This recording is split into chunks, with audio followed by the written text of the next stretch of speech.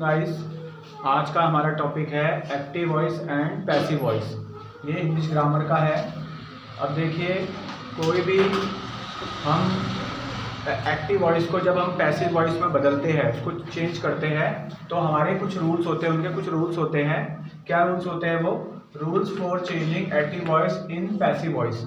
तो कोई भी सेंटेंस जब एक्टिव वॉइस में होता है, उसको जब हम पैसिव वॉइस में बदलते हैं, उसके कुछ रूल होते हैं। कौन कौन से होते हैं? पहला रूल देखिए, only transitive verb can be used in passive voice. Passive voice में हमेशा ट्रांजिटिव वर्ब यूज होती है। ट्रांजिटिव वर्ब मतलब सकर्मक क्रिया, जिसमें कोई काम हो रहा हो, कोई क्रिया हो रही हो, ठीक है, कोई कर्म हो रहा हो, ठीक है।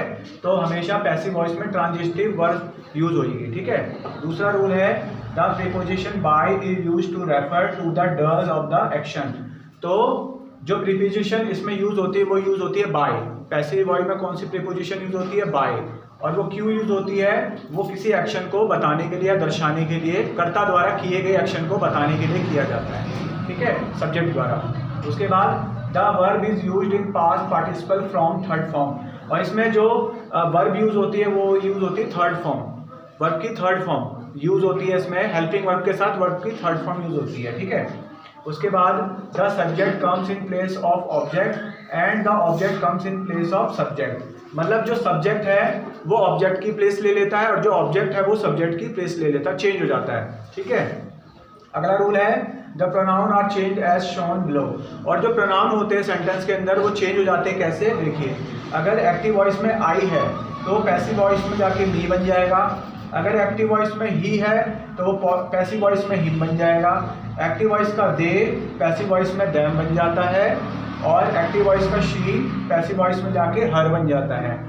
और एक्टिव वॉइस में वी है तो पैसिव वॉइस में जाके अस बन जाएगा। और एक्टिव वॉइस का यू पैसिव वॉइस में भी यू रहता है, ठीक है। तो ये जो प्रोनाउन होते हैं ये पैसिव वॉइस में जाके चेंज हो जाते हैं, ठीक है। उसके बाद देख लेते हैं टेंस के अकॉर्डिंग। तो पहला जो टेंस है हमारा वो इंडिफाइनाइट टेंस है, प्रेजेंट टेंस का इंडिफाइनाइट टेंस। तो हमें सबसे पहले सेंटेंस को हमें पता लगाना है कि ये जो सेंटेंस है वो दिया कौन से टेंस में है। मतलब जो एक्टिव वॉइस का जो सेंटेंस है वो कौन से टेंस का दिया हुआ है, कौन सी फॉर्म में दिया हुआ है। उसी के बाद हम उसको चेंज करेंगे, ठीक है। तो जैसे यहाँ पर हमें फॉर एग्जांपल दे रखा है, आई रीड अ नॉवल, ठीक है ना।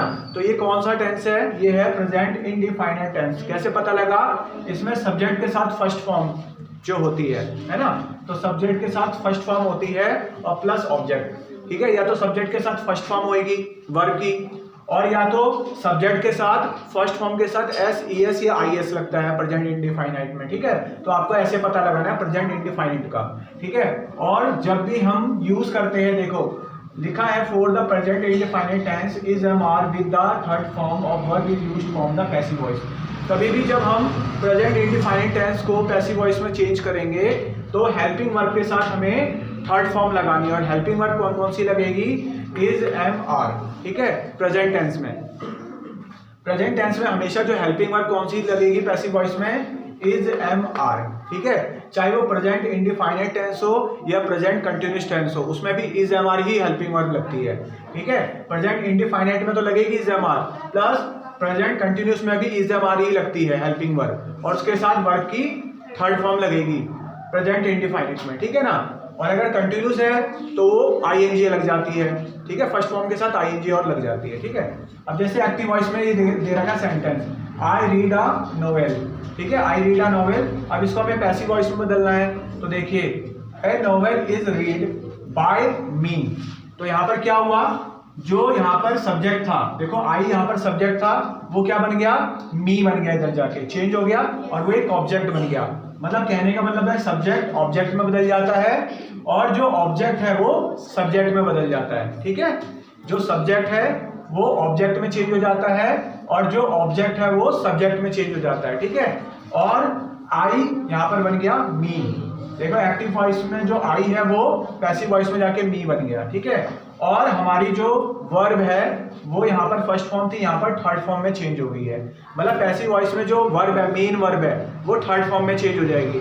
और उसके साथ हेल्पिंग वर्ब क्या लगेगी? अगर सिंगुलर है तो इज लगेगी और प्लूरल है तो आर लगेगी, ठीक है। तो सिंगुलर और प्लूरल का भी आपको देखना है, ठीक है। यहाँ पर जैसे सिंगुलर था, यहाँ पर नोवेल एक सिंगुलर है तो यहाँ पर इज लगी है। अगर यहाँ पर प्लूरल होता है, जैसे यहाँ पर चिल्ड्रन है तो ये प्लूरल है ना, तो इसकी जगह क्या हो जाएगा? आर हो जाएगा, ठीक है। तो ऐसे ही तुम्हें और भी सेंटेंस यहाँ पर दे रखे हैं, आप इसको करिए, रिवाइज करिए, इसको प्रैक्टिस करिए। अगर ना आए तो मुझे कमेंट बॉक्स में लिखिए कि आपको समझ नहीं आया। ठीक है, अगर पसंद आए तो लाइक कीजिए, शेयर कीजिए, सब्सक्राइब कीजिए। नमस्ते।